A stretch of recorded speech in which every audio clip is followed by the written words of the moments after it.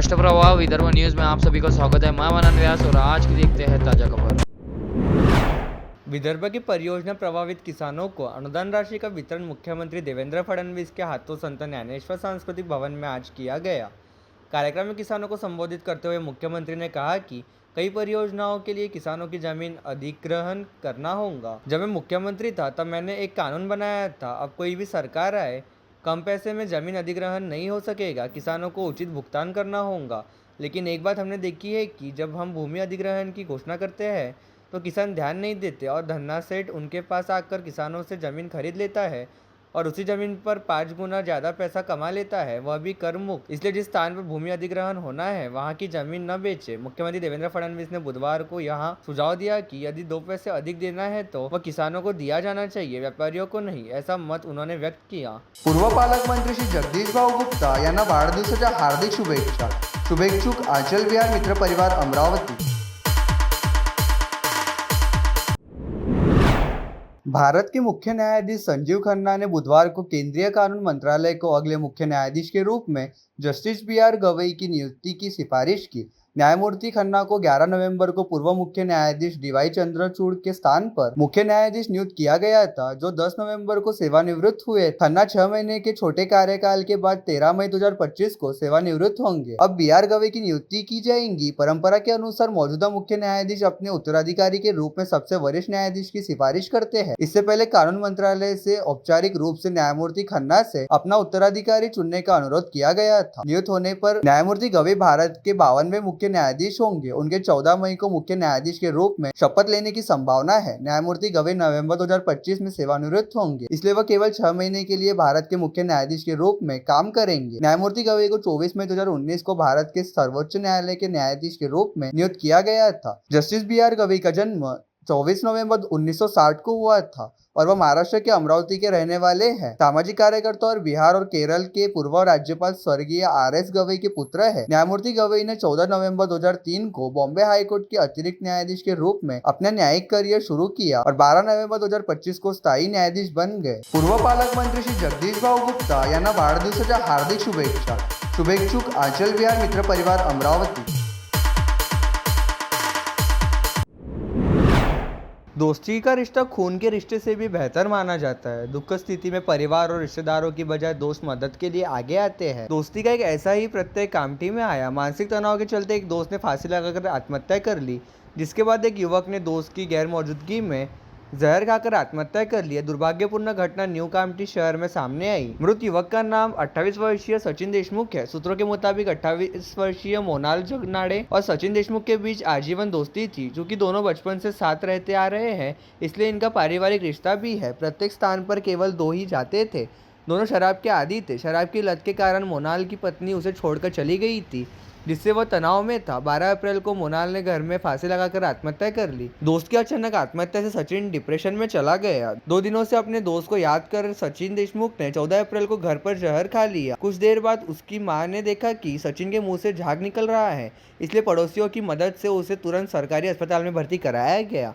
हालांकि इलाज के दौरान सचिन की मौत हो गई। इस तरह 2 दोस्तों की जिंदगी खत्म हो गई। इस मामले में नया कामठी पुलिस ने आकस्मिक मौत का मामला दर्ज किया है। पूर्व पालकमंत्री श्री जगदीशभाऊ गुप्ता यांना वाढदिवसाच्या हार्दिक शुभेच्छा। शुभेच्छुक आंचल विहार मित्र परिवार अमरावती।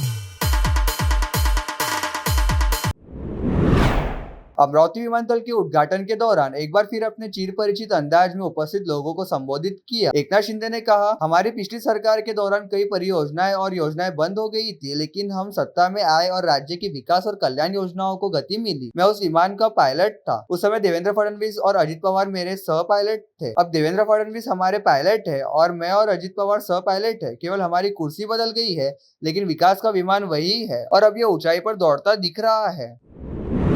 अमरावती हवाई अड्डे के उद्घाटन अवसर पर बोलते हुए मुख्यमंत्री देवेंद्र फडणवीस ने कहा कि मैं बहुत खुश हूं कि मुझे अंबाबाई के शहर में नए हवाई अड्डे पर पहला विमान लाने का अवसर मिला। मुख्यमंत्री देवेंद्र फडणवीस ने कहा कि आज मैं राष्ट्रसंत तुकडोजी महाराज, राष्ट्रसंत गाडगे बाबा, चक्रधर स्वामी और पंजाबराव देशमुख के चरणों में नमन करता हूँ, जिन्होंने वास्तव में शिक्षा के क्षेत्र में क्रांति ला दी।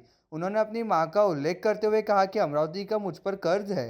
देवेंद्र फडणवीस ने कहा कि हमने सुना है कि रुक्मणी का हरण श्री कृष्ण ने वायु वेग से किया था, लेकिन अब अमरावती में वायुयान से आया जा सकेगा। माननीय मोदी जी की सरकार ने अमरावती में विमान आ जा सके इसकी व्यवस्था की, इसलिए मैं उनका आभारी हूँ। अमरावती शहर का मैं ऋणी हूँ क्योंकि मेरी माँ अमरावती से है, इसलिए अमरावती से मेरा एक अलग रिश्ता है। जब भी अमरावती में कुछ भी अच्छा होता है तो मेरी माँ सबसे ज़्यादा खुश होती है। उसे खुश करना मेरी खुशी का सबसे महत्वपूर्ण कारण है। हमने 2019 में एयरपोर्ट का काम शुरू किया। शुरुआत में रनवे का विस्तार किया गया, इसके बाद किसी कारणवश काम रुक गया। एकनाथ शिंदे के नेतृत्व में दोबारा सरकार आने के बाद काम तेजी से पूरा हुआ। आज मुझे खुशी है कि न सिर्फ एयरपोर्ट बनकर तैयार हुआ, बल्कि केंद्र सरकार की उड़ान योजना के तहत पहला विमान भी आ गया है। क्षेत्रीय परिवहन विभाग के निर्देशानुसार यह पता चला है कि 2019 से पहले के वाहनों पर आधुनिक तकनीक वाली हाई सिक्योरिटी नंबर प्लेट लगाने के लिए अमरावती निवासियों की ओर से बहुत कम प्रतिसाद मिला है। अप्रैल 2019 से पहले जिले में 7 लाख वाहन पंजीकृत है और अब तक केवल 5,482 पुराने वाहन मालिकों ने अपने वाहनों की पुरानी प्लेटों को आधुनिक प्लेटों से बदल दिया है। जिले में अब तक कुल 15,927 वाहन मालिकों ने नंबर प्लेट बदलने के लिए रजिस्ट्रेशन कराया है, जबकि 9,795 वाहन मालिकों ने अपॉइंटमेंट ले ली है। केंद्रीय मोटर नियमों ने वाहन नंबर प्लेटों अदला बदली और जालसाजी के अपराध को रोकने, सड़क पर चलने वाले वाहनों की पहचान करने और राष्ट्रीय सुरक्षा के लिए सभी वाहनों में HSRP लगाना अनिवार्य कर दिया है। इस बीच जिन लोगों ने 1 अप्रैल 2019 से पहले वाहन खरीदा है, उन्हें अब ऐसे सभी वाहनों पर HSRP प्लेट लगानी होंगी। अमरावती शहर और जिले में 27 केंद्रों पर नंबर प्लेट बदलने की सुविधा उपलब्ध कराई गई है। HSRP लगवाने के लिए शहर और जिले के वाहन चालकों को mhsrp.com पोर्टल के जरिए ऑनलाइन अपॉइंटमेंट लेना होगा। इसके बाद निर्धारित स्थान से HSRP लगवानी होंगी। इस साल मानसून की बारिश जोरदार होंगी। भारतीय मौसम विभाग की ओर से अच्छी खबर दी गई है। जून से सितंबर तक सभी 4 महीनों में मानसूनी बारिश के लिए क्षेत्रीय और वैश्विक मौसम संबंधी परिस्थितियां अनुकूल रहेंगी। दीर्घकालिक पूर्वानुमान में अनुमान लगाया गया है कि देश में औसत से 105% अधिक वर्षा होगी। हालांकि यहाँ के मौसम वैज्ञानिकों ने किसानों को योजना बनाने से पहले इंतजार करने की सलाह दी है। मौसम विभाग द्वारा मानसूनी बारिश का दूसरा संशोधित पूर्वानुमान मई के तीसरे सप्ताह में दिया जाएगा। यह भविष्यवाणी अधिक विश्वसनीय है, इसलिए किसानों को तब तक खेती के बारे में योजना नहीं बनानी चाहिए। श्री शिवाजी कृषि महाविद्यालय के मौसम वैज्ञानिक प्रोफेसर अनिल बंड ने बताया कि 25 मई तक स्थिति स्पष्ट हो जाएगी। प्रवर्तन निदेशालय ने राजनीतिक बदले की भावना से कांग्रेस नेता सोनिया गांधी और लोकसभा में विपक्ष के नेता राहुल गांधी के खिलाफ कार्रवाई की है। इससे पहले भी ईडी सोनिया और राहुल गांधी से पूछताछ कर चुकी है। महाराष्ट्र कांग्रेस प्रभारी रमेश चन्नीथला ने आरोप लगाया है कि कांग्रेस नेताओं को ईडी के माध्यम से परेशान किया जा रहा है। कांग्रेस ने आज दंगा प्रभावित नागपुर में सद्भावना शांति मार्च निकाला। इस समय वह बात कर रहे थे। उन्होंने कहा, मोदी सरकार देश भर में उन कांग्रेस नेताओं के खिलाफ कार्रवाई कर रही है जो भाजपा सरकार के खिलाफ साहसपूर्वक खड़े हैं। कांग्रेस पार्टी ईडी सीबीआई की गतिविधियों से डरने वाली नहीं है। प्रत्येक कांग्रेस कार्यकर्ता एकजुट होकर इस कार्रवाई का विरोध करेगा। जाति और धर्म के नाम पर चल रहे भेदभाव को रोकने के लिए कांग्रेस ने सद्भावना यात्रा निकाली है और ऐसी सद्भावना यात्रा पूरे प्रदेश में निकाली जाएंगी।